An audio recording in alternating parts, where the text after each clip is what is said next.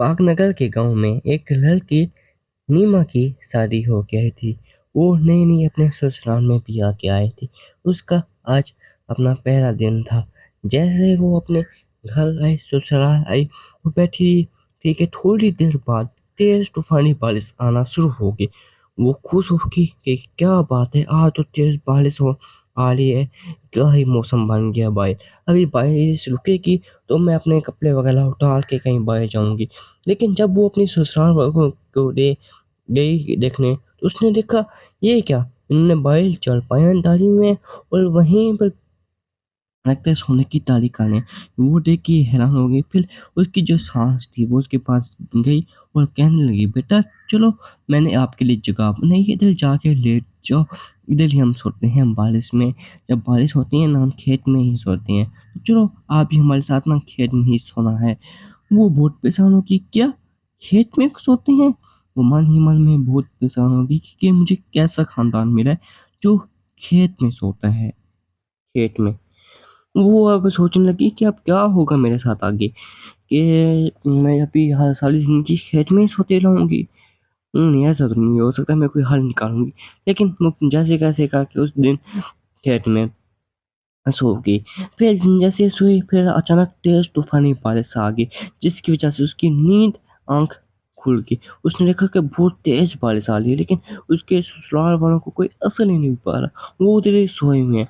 वो सुबह उठी और अपने काम-साम करने लगी।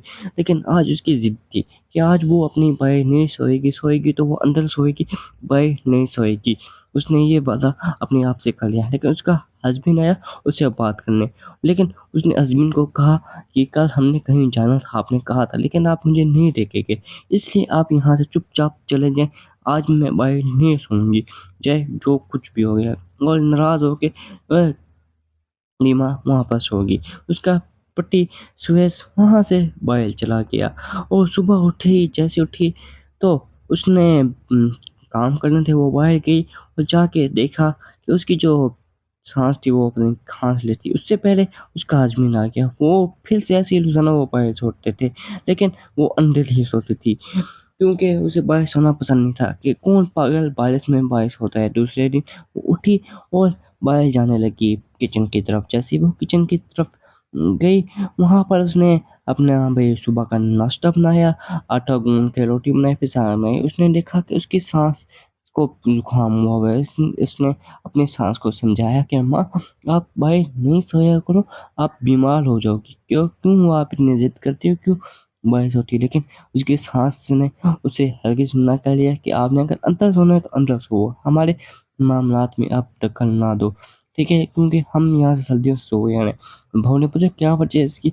तो सास ने कहा कि हम इसलिए सोते हैं क्योंकि एक दफ़ा हम बारिश में अंदर सो लेते तो सारी खेत हमारे जो है चोरों ने काट दी। इसलिए आज से फिर हमने तय किया उस दिन से कि हम बाहर ही सोएँगे। बहू हैरान हो गई कि क्या? सास माँ कहने लगी, जी, जी, उस बंदे का पता ही नहीं चलता जो खेत काट जाता है, चोरी खा जाता है।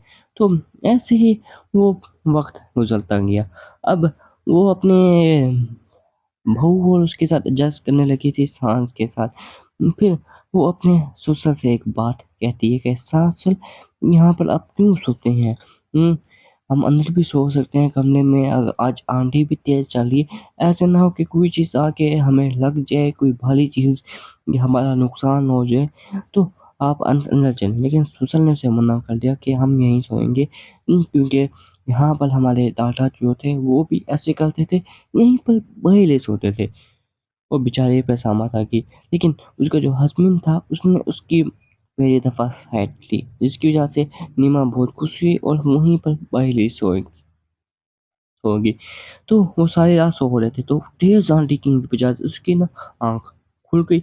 तो उसने आँख खुल के वो पे बैठ गई। उसने देखा कि एक लकड़ी का टुकड़ा आ रहा है उल्टे कि उसके ससुर को लेके गया। उसने जल्दी-जल्दी उसको अपना हाथ आगे किया और उस टुकड़े को एक साइड पे किया, पर उसकी चोट लगी, तो वो बहुत ज़ोर-ज़ोर से चीखें मारने लगी, हाय अल्लाह हाय!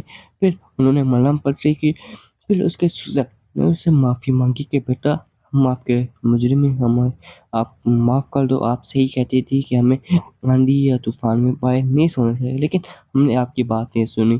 ایسے اس کے ہضمی نے بھی اسے کہا ہاں ہاں بیٹا جی اب ہم آج سے اندر سوئیں گے۔ پھر سانس نے بھی کہا جی ایسا ہی کہہ لیتی کہ آج سے ہم اندر سوئیں گے، تو بچت ہوگی، اگر اندر ایسا ہوا پھر کچھ باہری نقصان ہو جاتا ہے۔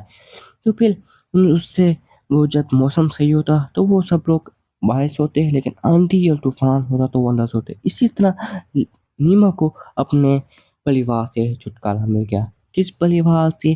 جو پریوار کھیت میں بارش میں سوتا تھا۔ اگلے پارٹ کے لیے سبسکرائب کریں۔